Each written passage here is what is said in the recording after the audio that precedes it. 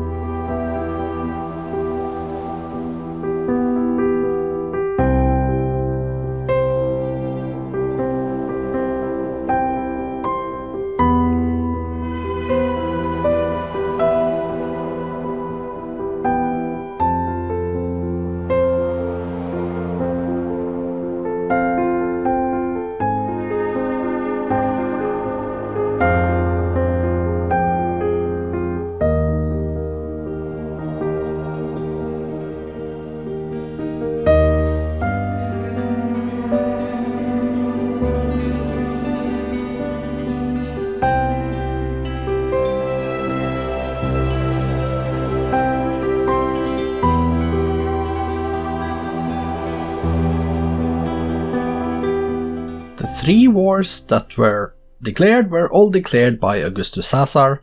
However, he was very eager to sign peace treaty when Mao came and asking for those, which means that he didn't win more than the last war, and the 2 first were either 1 standoff and 1 stalemate, so his victory percentage is only 33% when it comes to wars. Okay, that was the results from this one. Congratulations to Augustus Caesar with the conquest victory. Let's go and take a look at the statistics then. Here we have it, the graphs. Augustus, yeah, better in score, better in GNP, better in manufacturing, better in food, better in power, better in culture, and he was actually below in espionage until 1750 around. So there is that demographics.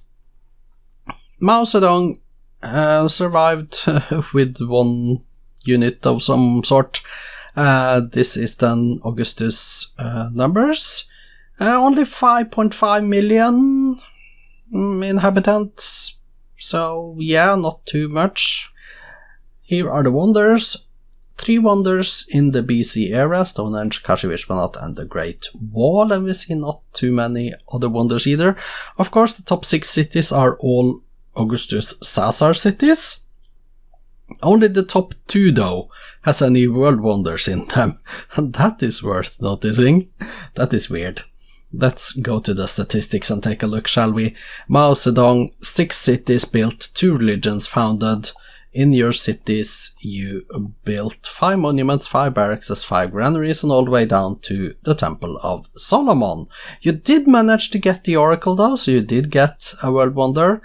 Let's go to current units and see what you have. You have 1 settler, and you built 58 horse archers and all the way down to 1 galley. You killed something, 16 Praetorians, 15 horse archers, 15 trebuchets, and all the way down to a crossbowman. Your losses in the wars were 58 horse archers, 27 longbows, all the way down to a galley. That was Mao. Let's do Augustus. 17 cities built, 5 religions founded, 1 golden age, currently 25 mines, 15 workshops and windmills. You built in your cities, 15 granaries, 13 barracks, 11 lighthouses, and down to the Colossus we see there. And let's go page down. Apostolic Palace, Great Library, Pyramids, you have Stonehenge, Statue of Zeus, Great Wall. You have also a lot of stuff, Great Lighthouse, Hanging Gardens down here. Page down. And that was it. Okay, go to the top. Currently you have these units, 19 grenadiers, 19 workers, 16 longbows, all the way down to 1 horse archer. You built 33 Praetorians, 21 horse archers, 19 settlers and trebuchets, all the way down to 4 X-men down there. A page down.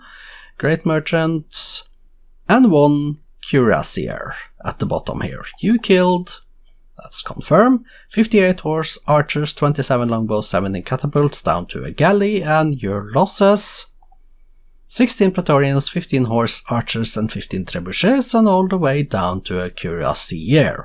So that was the statistics. Now let's take a look at the cities.